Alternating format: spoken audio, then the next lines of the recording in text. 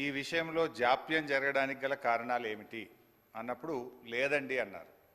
ప్రభుత్వం వచ్చి ఇప్పుడు దాదాపు 8వ నెల జరుగుతూ ఉంది. 8 నెలలు జరుగుతున్నా ఇంకా జాప్యం జరుగుతలేదు అని ఒక సమాధానం చెప్పారు. ఎప్పట్లోగా ఈ ప్రతిపాదనలు అమలు చేసి నియమిత రోజును ప్రకటించమవుతుందంటే ఇది పరిశీలనలో ఉంది అని గౌరవ మంత్రి గారు చెప్పారు. ఇది కాంగ్రెస్ పార్టీ మేనిఫెస్టో అధ్యక్ష.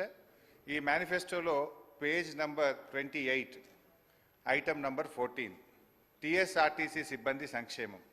ఆర్టీసీ కార్మికులను ప్రభుత్వ విలీన ప్రక్రియ పూర్తి చేసి 2 పీఆర్సీల బకాయిలను వెంటనే చెల్లిస్తాం. వెంటనే అంటే 8 నెలలు సమయం సరిపోదా అధ్యక్ష? నంబర్ 1. నంబర్ 2, వచ్చే పీఆర్సీ పరిధిలోకి టీఎస్ఆర్టీసీ కార్మికులను చేరుస్తాం. నంబర్ 3, రాష్ట్ర ప్రభుత్వ ఉద్యోగులతో సమానంగా అన్ని వసతులు సదుపాయాలు కల్పిస్తాం. నంబర్ 4, ఆర్టీసీ బస్సులను ఆధునీకరించి విస్తరిస్తాం. అధునాతనమైన సౌకర్యాలతో కొత్త సర్వీసులను ప్రారంభిస్తాం. Number 6 and the last, RTC union పునరుద్ధరణకు అనుమతి ఇస్తాం.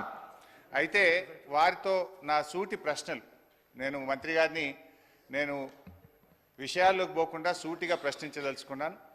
మొదటి ప్రశ్న, గౌరవ మంత్రి గారు ఎప్పట్లోగా ఈ అపాయింటెడ్ డేట్ను ప్రకటిస్తారు?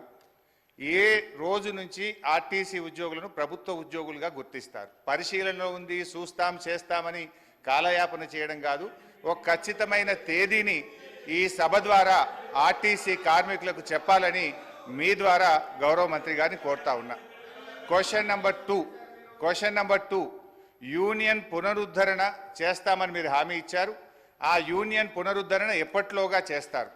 ఈ మధ్య మాకున్న సమాచారం ఏంటంటే ప్రభుత్వం నుంచి యూనియన్ పునరుద్ధరించేది లేదు అని మీరు ఉత్తర్వులు ఇచ్చినట్టుగా మా దృష్టికి వచ్చింది. మీరు ఉత్తర్వులు ఇచ్చారా లేదా? ఇవ్వకపోతే ఎప్పట్లోగా యూనియన్ పునరుద్ధరిస్తారు? క్వశ్చన్ నెంబర్ 3, ఆర్టీసీలో చనిపోయిన కార్మికులకు గతంలో మా బీఆర్ఎస్ ప్రభుత్వం ఉన్నప్పుడు చనిపోయిన పిల్లలకు వెంటనే పర్మనెంట్ ఉద్యోగం మేము ఇచ్చేవాళ్ళం. కానీ మీ ప్రభుత్వం వచ్చిన తర్వాత ఆ పర్మనెంట్ ఉద్యోగం అనే నిబంధన తీసేసి బ్రెడ్ విన్నర్ స్కీమ్ అనే స్కీమ్ పెట్టి కన్సాలిడేటెడ్ పే కేవలం 15,000 రూపాయల జీతం ఇచ్చి 3 ఏళ్ళు మీరు 15,000 జీతానికి పనిచేస్తే అప్పుడు పర్మనెంట్ చేస్తామని చెప్పి ఇలా చనిపోయిన కార్మికులకు మీ ప్రభుత్వం అన్యాయం చేసిన మాట వాస్తవమా? ఇది ఎందుకు తెచ్చారు? గత ప్రభుత్వం లాగా చనిపోయిన కార్మికుల పిల్లలకు వెంటనే రెగ్యులర్ ఉద్యోగం ఇవ్వాలని అడుగుతా ఉన్నాను. నంబర్ 3. క్వశ్చన్ నంబర్ 4, గౌరవ ముఖ్యమంత్రి గారు మంత్రి గారు నెక్లెస్ రోడ్లో ఆర్టీసీ కొత్త బస్సులు, మా ప్రభుత్వం ఆర్డర్ ఇచ్చిన బస్సులు వస్తే జెండా ఊపిండ్రు, చాలా సంతోషం. Government is a continuous process. అయితే ఆ జెండా ఊపిన సందర్భంగా కార్మికులకు ఒక 300 కోట్ల చెక్కు చూపించారు ముఖ్యమంత్రి గారు. ఇగో మీ కార్మికులకు పీఆర్సీ బకాయిల 300 కోట్ల చెక్కు విడుదల చేస్తున్నా అని ముఖ్యమంత్రి గారు బకాయిలు ఇస్తున్నామని చెక్కు చూపించారు. పాపం మా మంత్రి గారు ముఖ్యమంత్రి గారు వెళ్ళిపోయినాక కొన్ని డమ్మీ చెక్కులు, ఆ పెద్ద చెక్కులు కూడా కార్మికులకు ఇచ్చి ఫోటోలు కూడా దిగారు. ఇది ఏ రోజు ఇచ్చిందంటే ఫిబ్రవరి 10, 2024. ఇవాళ మనం ఉన్నాం జూలై నెలలో ఉన్నాం. ఇప్పుడు దాదాపు 5 నెలలైనా నెక్లెస్ రోడ్ నుంచి ఆ చెక్కు బస్ భవన్కు చేరలే. ఇంకా అది ఎప్పుడు చేరుతుంది, ఎప్పుడు ఇస్తారో దయచేసి చెప్పాలని కోరుతా ఉన్నా. క్వశ్చన్ నెంబర్ 5, మహాలక్ష్మి పథకం పెట్టారు, సంతోషం, వి అప్రిషియేట్. అయితే ఆ పథకానికి నెల బిల్లులు విడుదల చేయని మాట వాస్తవమా? మహాలక్ష్మి పథకం కింద రాష్ట్ర ప్రభుత్వం ఆర్టీసీకి ఇవ్వాల్సిన నిధులు ఎన్ని, ఇప్పటి వరకు ఇచ్చిన ఎన్ని, ఇవ్వకపోవడం వల్ల కార్మికుల యొక్క పిఎఫ్ మరియు సిసిఎస్ డబ్బులు మళ్లించి కార్మికులకు జీతాలు ఇచ్చిన మాట వాస్తవమా? ఆ నిధులు ఎప్పట్లోగా ఇస్తారో సూటిగా చెప్పాలి.